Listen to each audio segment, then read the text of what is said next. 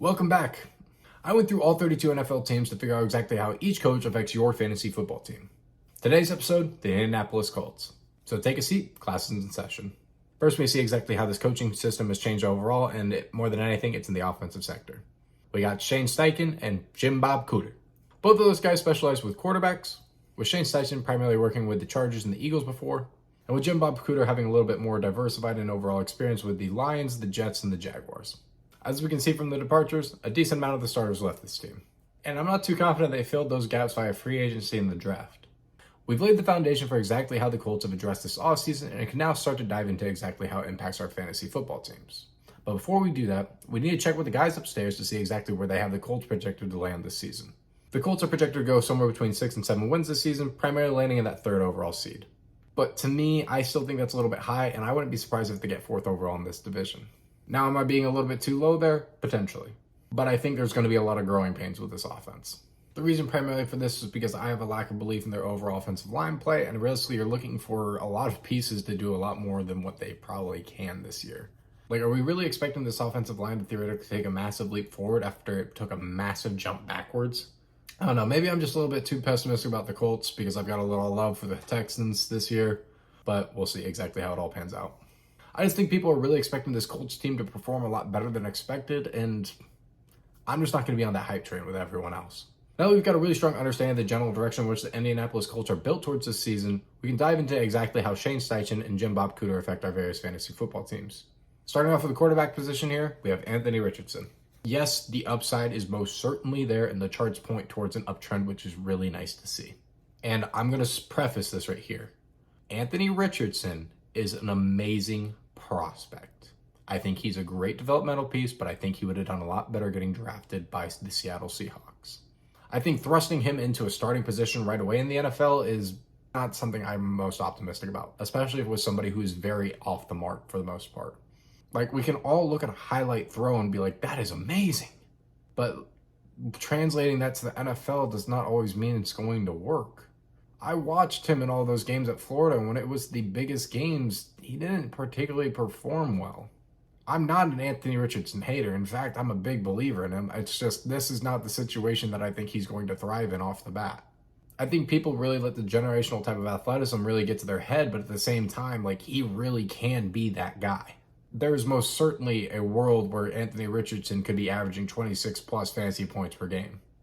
I'm just trying to look at this from a holistic view and be like, I don't know if I'm really going to be jumping on this bandwagon.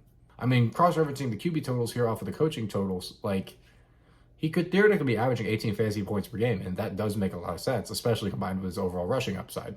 But I just have a hard time buying into that when you can't hit your marks. I don't know, call me a casual all you want. I'm not buying into Anthony Richardson off the hype. I think a safe estimate for somebody like him here is realistically about 16 to 17 fantasy points per game. And that's the highest average total that I'm willing to give him off the rip. Remember, this is the NFL, not college. Typically, when you go to the NFL, your overall passing accuracy does not go up. It goes down. And if he was barely hitting 50% and we're theoretically estimating about a 5 to 7% drop off, that means he's completing 43% of the time. Do I think he's somebody that can grow past that? Yes. Am I as optimistic as everyone else is off of this? No. Moving over to the RB1, and we are seeing an overall downtrend here. I love Jonathan Taylor, but I think people are still buying way too high on him, and I think realistic average that we're looking at is a 14 to 15 fantasy point per game. I'm just going to keep it short and sweet there. Don't want to over-talk it too much. That's just how I see it going. He's still an amazing player, but we saw what happened when he didn't have a good offensive line in front of him. Moving over to the RB2, and where we see an uptrend, that is Zach Moss. He's still not a guy I'm super optimistic about. Going to keep this short and simple. Going to go with about a 9.5 fantasy point per game average here. Going over to the wide receiver 1 here, and that is Michael Pittman Jr. Looking at the charts, realistically, we should be estimating about a 15 fantasy point per game average. I definitely think that is fair and somewhere that I'm a little bit more pessimistic on because it's like, as I've kind of pointed out, I'm not super confident about Anthony Richardson connecting a lot of these passes right out the gate. But we'll see exactly how that improves as the year goes on. For now, I'm going to go with a 14 fantasy point per game average. Moving over to the wide receiver 2, and that is Alec Pierce. This is a guy that I'm actually extremely optimistic about, but I'm just not sure it's going to work with Anthony Richardson here. And the only reason that I'm optimistic about Alec Pierce is because of Sauce Gardner. Sauce Gardner is clearly the best corner in the league at this standpoint, right? Who was the wide receiver 1 practicing against him every single day in college? Alec Pierce.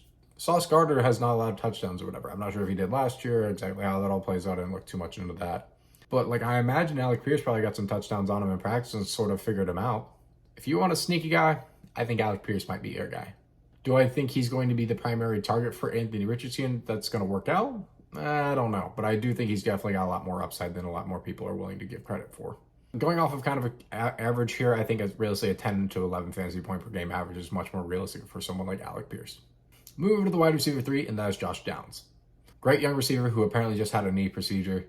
That puts towards a lot of skepticism for me and a lot of red flags for us. And I'm going to be more pessimistic and say like a 7 fantasy point per game average.